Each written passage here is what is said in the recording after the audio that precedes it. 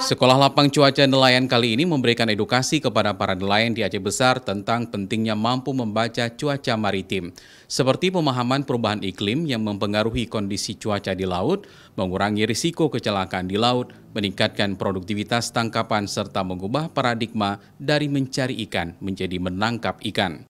Kepala Balai Besar BMKG Wilayah 1 Medan, Hendro Nugroho menyebut, dalam pelatihan ini para nelayan diberikan pemahaman terkait penggunaan aplikasi BMKG seperti Inawis untuk menjaga keselamatan nelayan dan kesejahteraan mereka.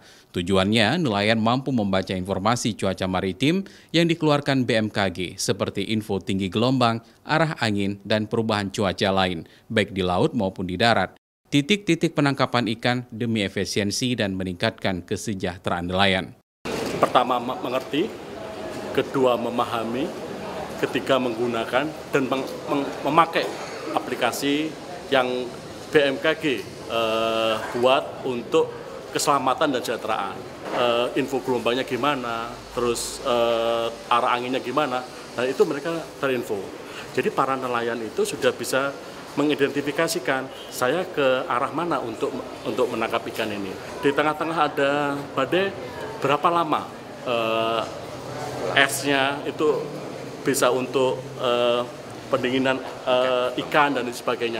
Dan itu adalah untuk efisiensi.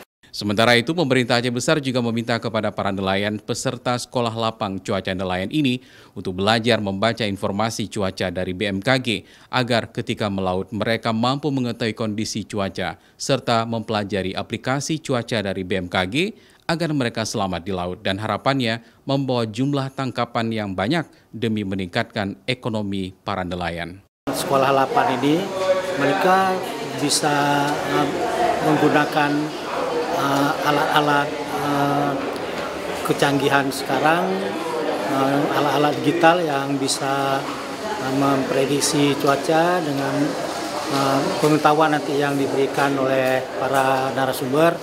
Mudah-mudahan nelayan kita ke depan yang pertama bisa mengikuti kondisi cuaca dan juga bisa mendapatkan ikan yang lebih dari sekarang.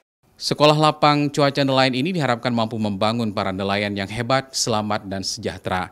BMKG pun berkomitmen untuk dapat membangun komunikasi yang berlanjut dengan para nelayan agar lebih optimal ke depan.